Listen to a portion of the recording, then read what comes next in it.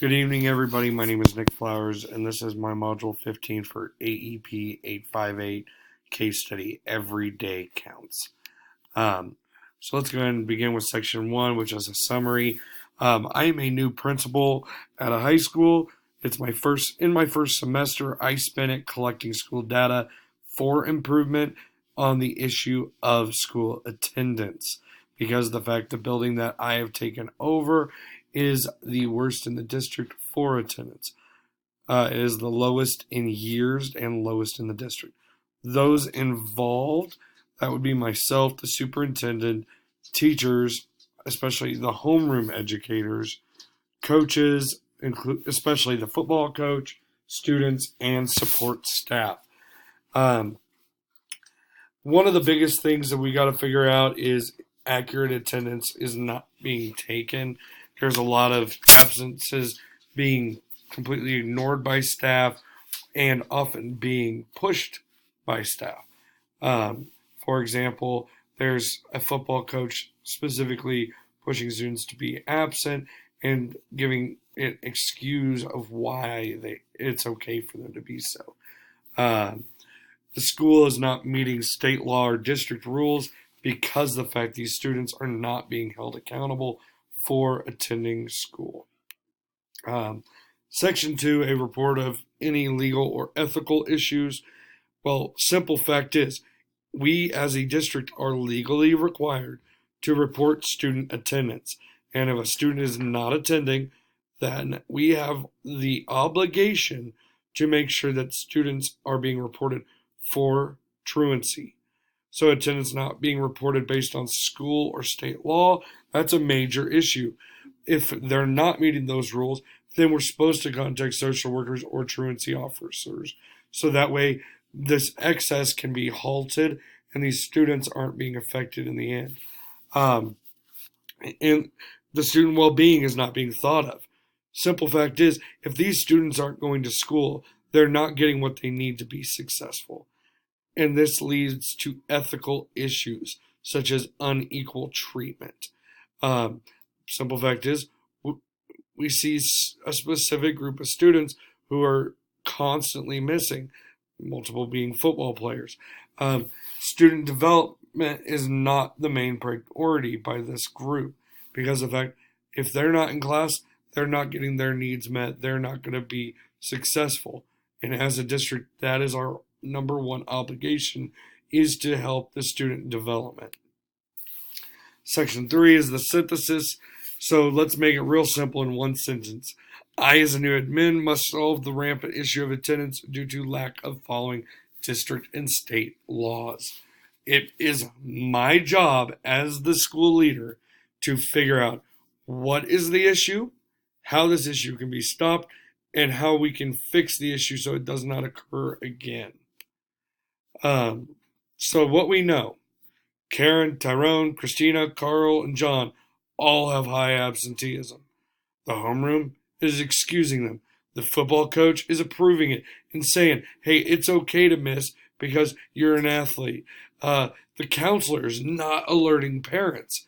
The fact that he's not reaching out and letting these parents know, do we even know? That leads to one of our unknowns. Do the parents even know what is going on? Parents not wanting watched. There's a lot of parents who are simply saying, we don't need you to look into why our students are missing, because of the fact it's not your business. They don't want the big brother mystique. There's nearly 10,000 students within this school. It used to have the top attendance rate in the school district, and the school does have a relationship with truancy officers and courts. So we know that our district has the ability to talk with these people, but we're just simply not doing it.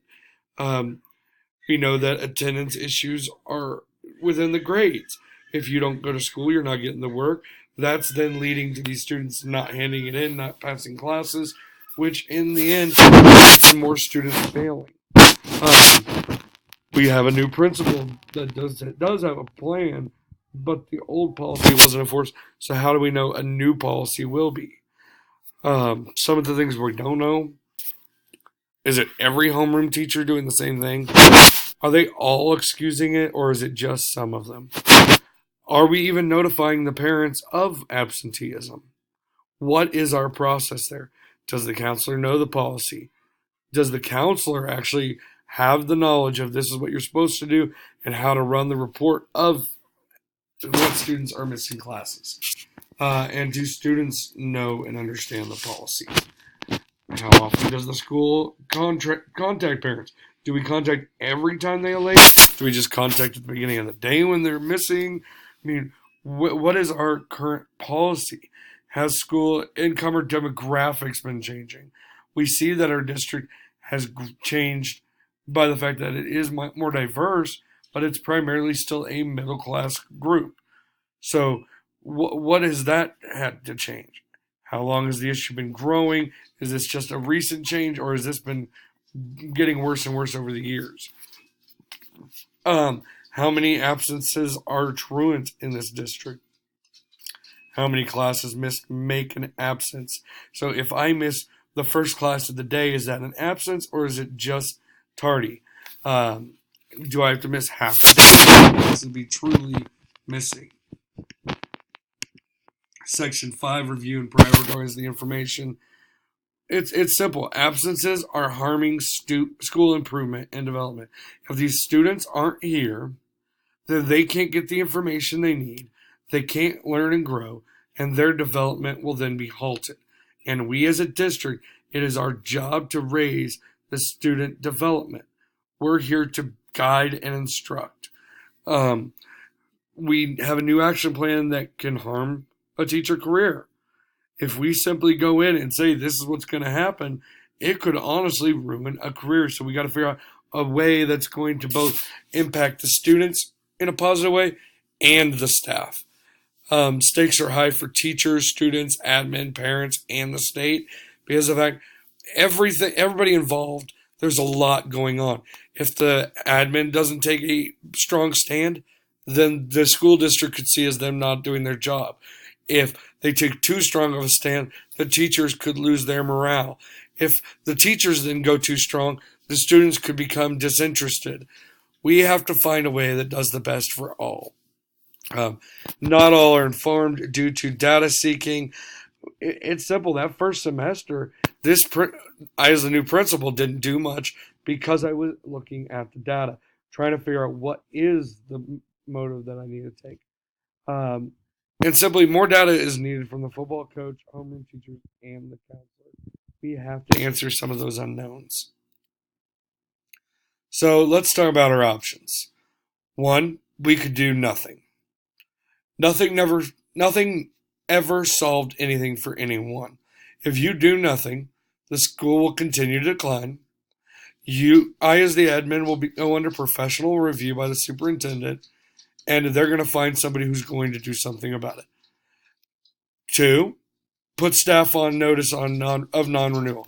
These staff that are doing the failure to comply, they can be put on notice of non-renewal. And that could decline in morale for the entire district. The rest of the staff could see this as you strong-arming them into doing what you want. This could lead to a staff choosing to push back against the decisions of the school. And even though you had the best interest of the students, now you're the enemy. Or 3, hold a staff professional development over proper attendance. Simply put, we could see the staff see this as a good method. This could be seen as being too weak and soft. This is a hard one to say because in this situation, you're teaching them what they need to know. You're informing the public of what is a concern, and you are inciting change, but is it enough and is it quick enough? Evaluation of options. Number 1, do nothing. So the staff who already do this, that's going to be fine with them. The students that are okay with it, they're going to continue to do it. They're going to be okay with it. That's fine. Now, the problem, the school can go under audit for failure to follow state law. This new principal is going to be questioned why they did not attempt to create change. They're going to be audited, they're going to be reviewed, and they're going to get fired, and somebody new is going to come in. And in this whole time, students are going to continue to struggle and not meet their developmental needs. 2, put staff on notice of non-renewal. Possibly you see an immediate increase in attendance. These teachers who don't want to lose their job are going to see what you're doing, and they're going to make an immediate change. That could truly happen, and it's going to be proactive. The downside, your staff's not going to trust you. You're threatening their job. This is hostile. You're creating a hostile work environment. And this could be the last stand for teachers. They could say that they don't feel comfortable working for this person because they're taking such a strong stand. Or hold staff professional development. We need to understand that presented over the change to come. We have to understand that this professional development will show what needs to be done, why it needs to be done, and how. This could lead to the staff selecting to make a change. This could even lead to some of these teachers realizing what they've been doing wrong. And this will show that you're using data to drive your decision. The downside, staff vision could be changed. And you could see people not really seeing you as doing a strong enough stand. You could be seen as singling people out. I mean, you're calling out specific groups that are pushing this attendance issue, and some may not change or fear what will occur. So let's choose the best option. In my opinion, we hold that professional development. The more we train the teachers and the more we make them aware, we can then hold that meeting with those teachers and say, hey, this is what you're supposed to be doing. This is why we have to try this. That can lead to these teachers doing so much more. It's best for student development. It's the best practice for teacher learning. And you know what? It's not too harsh.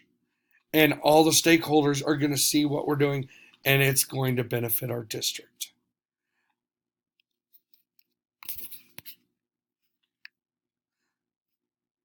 So lastly, let's implement our decision. 1, we need to inform our SUPE of the plan of improvement. We need to go before them, say, hey, this is the process in which I've taken thus far. This is what needs to happen next. And this is the hopeful impact. 2, send home information over the break. So over this winter break, as students are home relaxing, enjoying themselves, send home information of our school policy. Post it on our social media. Outline the school policy. Make sure everybody has an opportunity to see it. Heck, contact the local newspaper and have them publish it and explain why. That way you're controlling the message that's going to the public then. Once we come back from break, hold a staff professional development and teach these practices to the teachers. Help them understand why we're doing what we are and help them to understand it's to impact their educating style. And hold meetings with the common offenders so that way they understand. You know what's been going on, but you're not holding them completely accountable. It's been a failure from the top down. They need to know, hey, this is what needs to happen. I know you can do it. And now you're going to guide them to